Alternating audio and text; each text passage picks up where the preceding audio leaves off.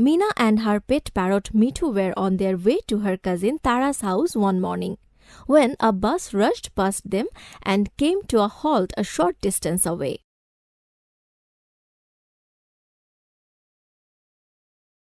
Meena saw that two strangers had come to their village.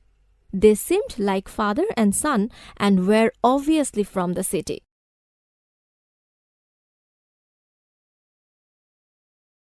The other village children quickly noticed the newcomers and formed a procession behind them, until the older man rudely shouted at them. When Meena and Mithu reached Tara's house, they found her in tears. Tara had turned 18 and her parents had decided that it was time for her marriage. An offer had already come for her, and the boy's father was outside at that very moment talking about dowry. Tara was upset because the visitor seemed greedy. She didn't want her parents to be ruined paying dowry for her marriage. But what could she do? Meena tiptoed to the window and looked out. Imagine her surprise when she saw who was seated there. It was the man from the city, and next to him was the main village shopkeeper. Meena discovered that they were brothers, and that the fashionably dressed young man she had seen in the morning with the rude man was the prospective groom. "We are not asking for much," she heard the man say. "Only a bicycle and some money.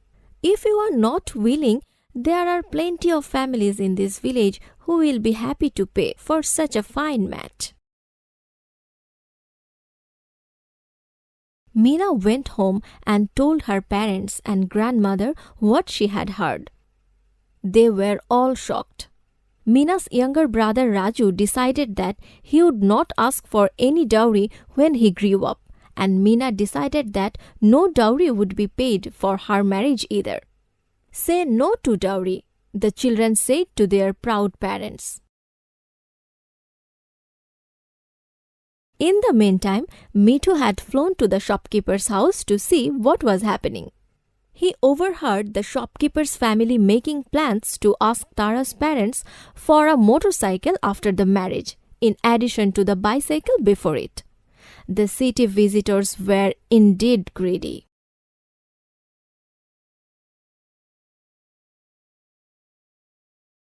Grandmother and Meena got very angry when Mithu came back repeating, "Bicycle now, motorcycle later." Meena and Raju ran to tell Tara and her parents the shocking news.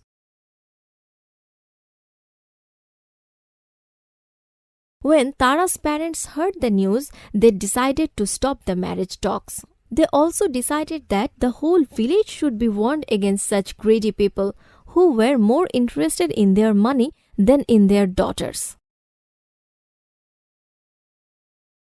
A village meeting was called, and everyone was informed about what had happened. Most of the villagers did not know that dowry is banned by law, and that people can be punished for giving or taking it. At the meeting, a decision was taken to stop the practice of dowry in the village. As grandmother said, only if everyone refuses to give or take dowry can this evil be stopped. Meena and Raju taught all the youngsters their new slogan, "Say no to dowry, say no to dowry."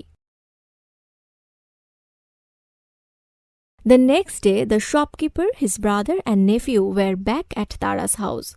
When Tara's father refused their demands, they were surprised but confident that other families would be willing to pay dowry. What a shock it was for them when every door was shut in their face. And they were turned away from every house. At the end, after visiting several houses in the village, the disappointed bridegroom had to return to the city without a bride or a dowry.